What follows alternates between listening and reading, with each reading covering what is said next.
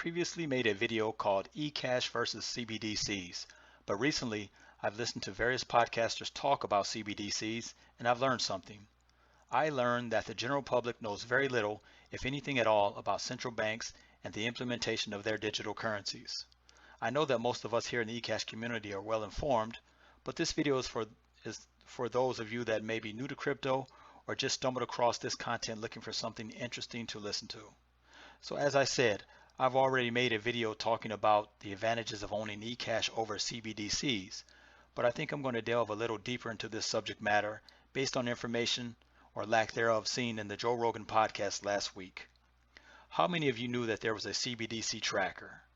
If you go to cbdctracker.org, the link is in the description below, you will see a world map pop up with a filters window to the right. Within that filter window, you can check each country's status in their road to adoption of their digital currency. If you click on the status, you will see options like canceled, research, proof of concept, pilot, and launched. Other options are country region, digital currency, retail wholesale, technology provider, and technology itself. Now again, you'll have to excuse me because again, I really did think this was common knowledge. I believe it is common knowledge for us again in this community, but not for the general public. Back in February of 2022, the International Monetary Fund published an article titled "The Future of Money, Gearing Up for Central Bank Digital Currency." In the article, it talks about there are 100 countries exploring CBDCs at one level or another, and the takeaway was 3 lessons. No one size fits all, financial stability and privacy considerations are paramount to the design of CBDCs, and balance. Now it's kind of funny that they say that with number 2. Financial stability and privacy considerations are paramount to the design of CBDCs, because with the definition of it, there's visibility that the government has, so there's really no privacy there. But you did hear what I said earlier. February of 2022, that article was published. That was 1 year ago. By the time February 2022 came around, the concept of central bank digital currencies had already been in place for 30 years, as evidenced in an article from the same website titled "The Ascent of CBDCs." While some may assume that CBDCs are a new concept, they have in fact been around for 3 decades. In 1993, the Bank of Finland launched the Avant Smart Card, an electronic form of cash. Although the system was eventually dropped in the early 2000s, it can be considered the world's first central bank digital currency. So now that we know this has been in the works for some time and there's a CBDC tracker, my next question is, why is there a CBD tracker? Silly question, I know, but I want to take this step by step. The obvious answer is to track the implementation of central bank digital currencies. So there should be no talk of tin-foil hats or conspiracy theories. This is happening and will continue to happen on through to completion. But why would the governments of the world issue digital currencies? Now that's the million-dollar question. Does anyone care to type the answer in the comments? It's a simple answer. But first, I'll tell you what the Board of Governors of the Federal Reserve System says on why we need them. Like existing forms of money, a CBDC would enable the general public to make digital payments. As a liability of the Federal Reserve, however, a CBDC would be the safest asset available to the general public with no associated credit or liquidity risks. Now that sounds great. That sounds like the government is putting our interests first. I get that warm fuzzy feeling after reading that, like a warm glass of milk on a cold cloudy day. But guess what? I don't believe it, and I'm guessing neither do you. That is why the smart bet is on XEC eCash.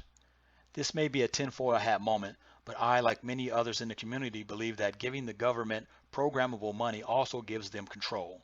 Because with programmable money, he who has the control, the entity issuing the digital currency. If you guys haven't noticed, Bitcoin is not one of the ISO 20022 coins. The reason for this is Bitcoin is decentralized, and the central banks need utility coins they can control, payment coins, I guess. And we all know that you can pay with Bitcoin, but it isn't even close to being the #1 option for making payments because of the high cost and the slow transaction speeds. Now don't get me wrong, I believe Bitcoin will be around for years to come. I believe it will go up again beyond its all-time high of $67,000 USD. And evidence has shown us that the crypto market follows Bitcoin's lead. As Bitcoin rises, so do the altcoins. And as Bitcoin falls, so do the altcoins. But with Bitcoin's limitations, it's really nothing more than a store of value asset. There's no real world application for it, even with the Lightning Network. In an article titled, Why the Lightning Network Doesn't Work, Bitcoin enthusiast Andreas Antonopoulos acknowledges that the Lightning Network is incompatible with Know Your Customer, anti-money laundering laws and regulations.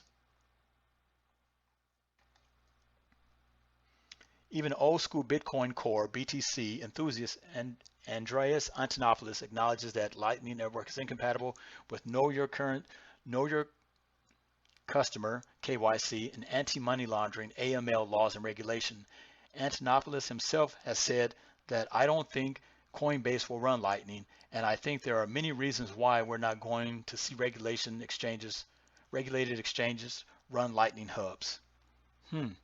This is interesting. That being said, how many businesses do you think that will adopt Bitcoin as a means of payment, knowing that it utilizes the Lightning Network? Very few, I'm guessing. And this is why the superior cryptocurrency XEC was created. It successfully addressed all the concerns of Bitcoin. And I believe the saying goes, Bitcoin was created to fix money. eCash was created to fix Bitcoin. Not to mention, communication between the eCash community is unparalleled. Communication from holders like Kane XEC or Jarden XEC at Andrew Jarden 9 on Twitter. Guys, please give these guys a follow because they are very instrumental in getting eCash information out to the masses. Now I'm going to end this video here. I just felt it necessary to speak on eCash and CBDCs one more time to give a better understanding of XEC's superiority and freedom it provides. So please share this video and tell anyone that will listen. There's a new day coming between now and March 20th of 2023. That is the date here in the US where the US plans on switching over to the new ISO 20022 protocol. A change is in the air. Now you can buy XEC eCash on about 35 different cryptocurrency exchanges. Exchanges like Binance, Bitfinex, KuCoin, Huobi, and HitBTC, just to name a few. I'm not a financial advisor. Do not buy or sell anything based on the content in this video. This is for informational and entertainment purposes only. And please like, subscribe, and share. And until the next time, take care and God bless.